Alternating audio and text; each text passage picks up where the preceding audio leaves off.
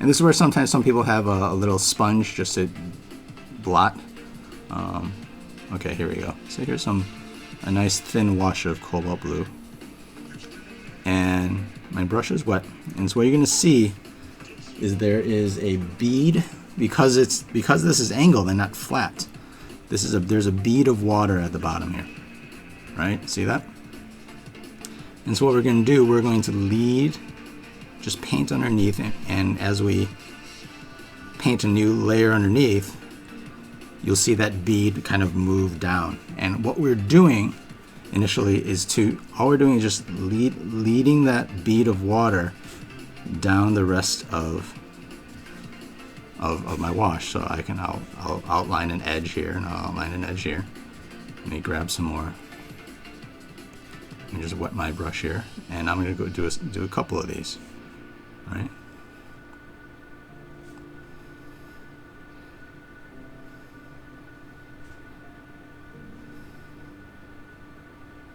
All right. And I'm just going to lead that bottom bead across the page, and I'm going to work it down.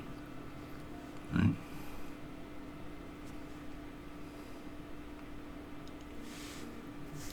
So here's that bead forming again.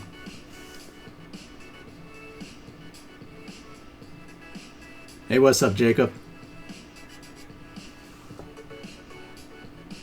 And as I work through, I'm pulling it down. As you can see above, areas where I pause for a little bit to talk, you'll see where the pigment actually spent a little more time and then moved quicker again.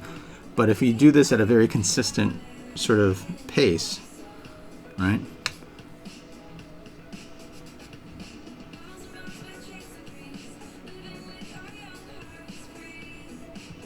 Right, and I also know, since I haven't gone back to the well and I haven't mixed anything, and especially which is why I'm doing this example with its own little well here, I know that this color that I'm pulling in is very consistent. It's not like in my palette where it will mix with all the other colors below, right? And so here I go,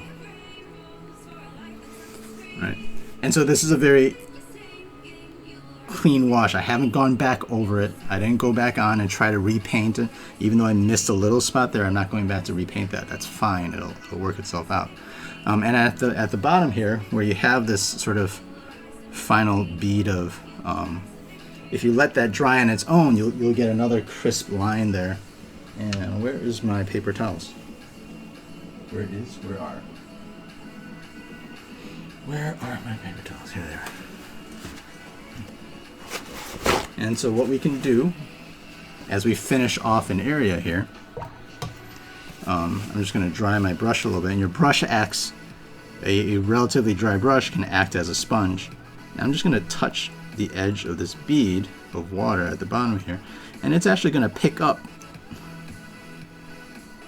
And I can clean up this edge a little bit just by being very careful and light and gentle with my touch.